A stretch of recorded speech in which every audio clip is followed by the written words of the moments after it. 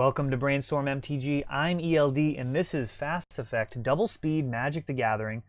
And here we have Vintage from Scholars Games in Brockton, Massachusetts. I am actually picking up the banner here for Scholars. So starting this upcoming June 16th, I will be running these events. And we will see, of course, continued coverage of them on the channel. Dredge starting out here with Bazaar, of course, against Oath here with a Tropical Island. Not the most explosive start for Oath. This is one of the more interesting matchups in that Dredge really wants to do a one-turn KO compared to kind of committing some guys to the board and slowly grinding. At least that's the case in Game 1. Game 2, sometimes you just have to take what you can get. Awful lot to fight through. Brainstorm and Ponder here so far for Max. Is Time Walk made to make an extra land drop? Time Walk, a very interesting card, especially when you're not playing against counters. You can play it early to get a little bit of a tempo boost. Of course, if you can save it until you get an Oath down, that could end the game as well. So there's some real decisions to be made there. Ultimately, Max choosing to use it early, try and get out ahead, use that Wasteland on the Bazaar Baghdad. And he's going to Dredge, set up Dredge with his own Life from the Loam here. So we are in the slow Dredge plan. Wasteland taking out Bazaar and leaving Dredge with just the ability to draw one card per turn. Narcomoeba is in play. That is a huge liability if Max is indeed on Oath. But we see a Goyf, and we know now that he's actually not. So even though Tropical Island and some of these cards most commonly played in Oath, he's actually on some type of creature aggro deck, or creature deck, I suppose, not necessarily aggro. Fastbond joins the mix here, and this is becoming a really interesting matchup. Narcomoeba's continuing to hit down slowly on Max's life total.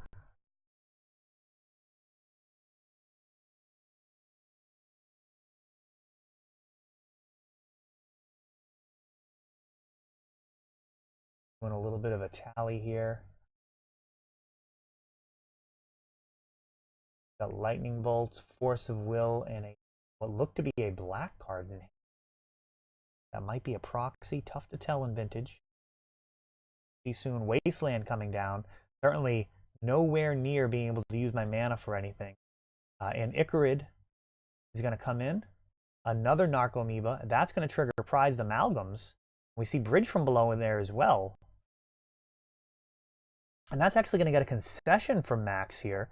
Looks like he is on a bit of a slower deck. Tarmogoyf, one of the win conditions that we saw.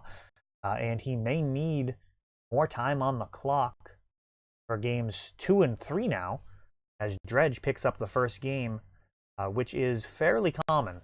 Dredge, one of the main reasons to play the deck is the ability to win game 1 so often. Very unusual for decks to be able to really hang with Dredge.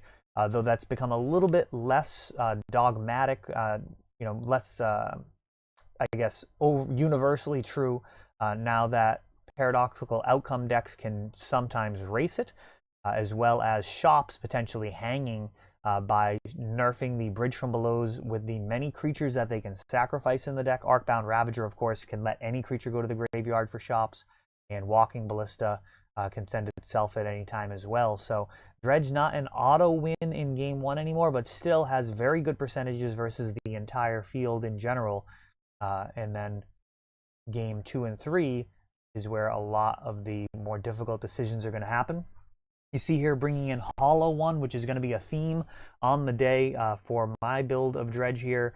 It's been popularized as of late. This essentially a sideboard conversion, bringing in Hollow Ones and Gurmag Anglers to sidestep cards like Grafdigger's Cage.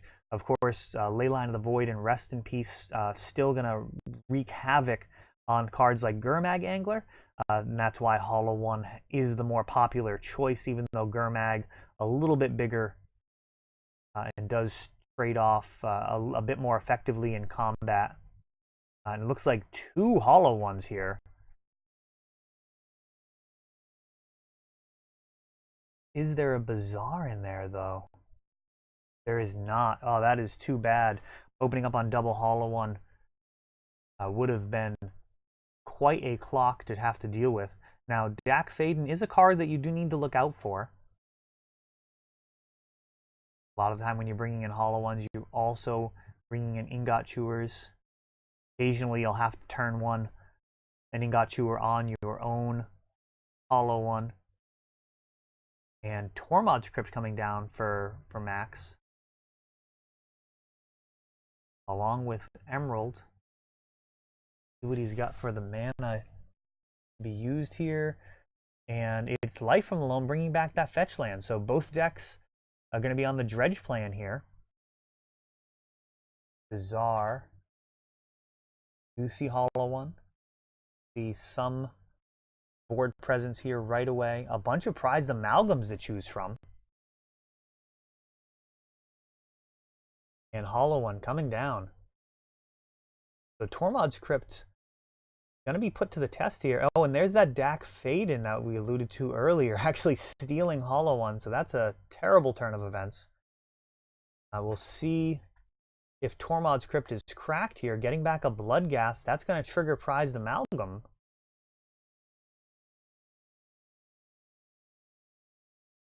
Now, Bazaar of Baghdad still untapped. So prized amalgam could actually end up with a friend in the bin. And instead, just going to go ahead and bring him in. Almost certainly could have forced the Tormod's Crypt getting cracked there. If Bazaar was activated, getting both prized amalgams would have been very strong use of Tormod's Crypt, or at least stopping the bleeding. And there's a Tarmogoyf. Wasteland on Bazaar. And seeing another Hollow One.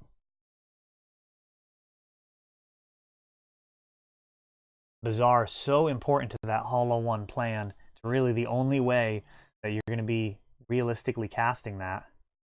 A draw step happens here.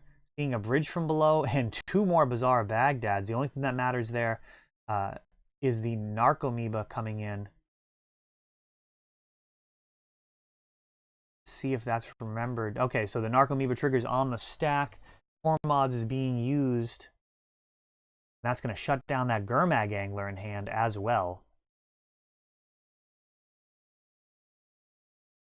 That Narcomoeba actually not the best thing in the world to happen there. Really forced Max to use his Tormod's Crypt. Otherwise, Gurmag might have been able to sneak in there off of this Dakmor salvage.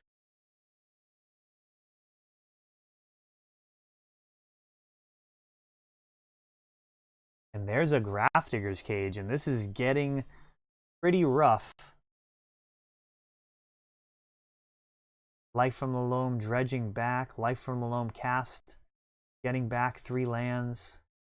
Dak. Draw 2. Discard 2. So right now, Max has essentially assembled a Planeswalker that is going to be just drawing 2 fresh cards a turn. Being able to discard the lands that he gets back from Life from the Loam. A long way to go for that.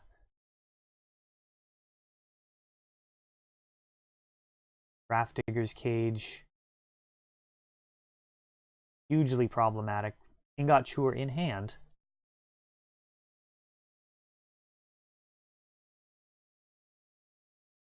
And just 3 Tarmogoyfs here. This game very, very out of hand. Firestorm, one of the only cards that would really matter here. And that is not drawn. Life from the Loam showing us a little bit more information. Perhaps going to get a little bit more off of Dak as well. And Max sending for lethal, Bloodghast unable to block, and tying it up at 1 game apiece here. Going into game 3, this time on the play.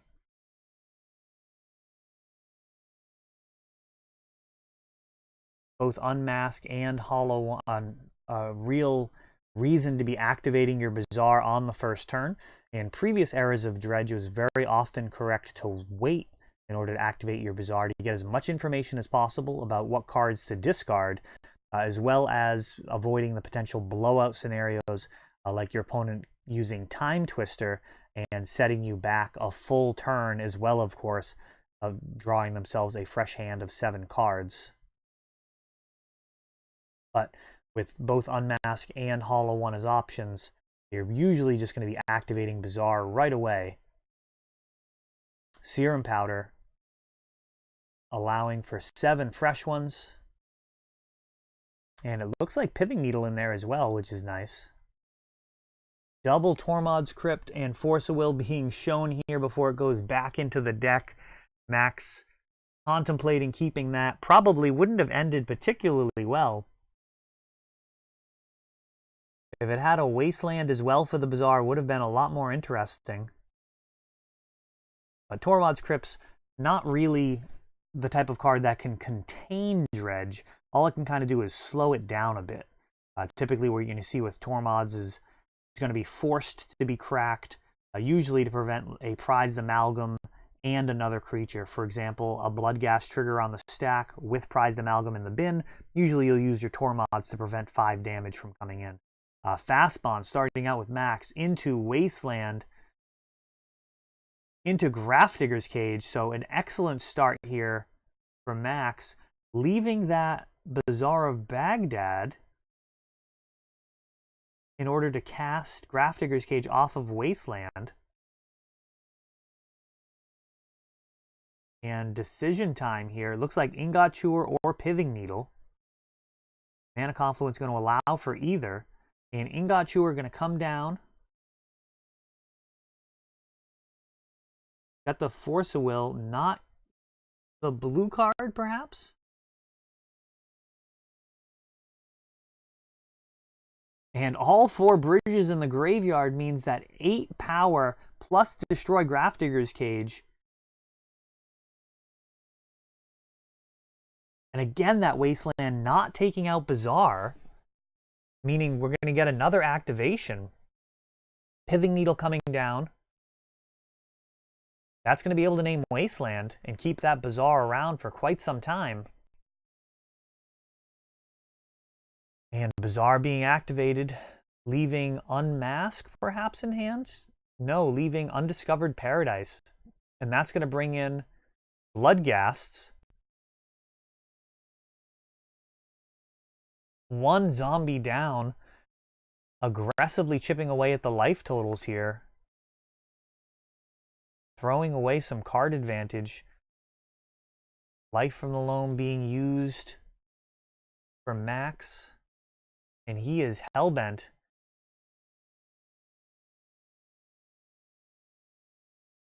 Eight damage coming in, and now it's going to be lethal.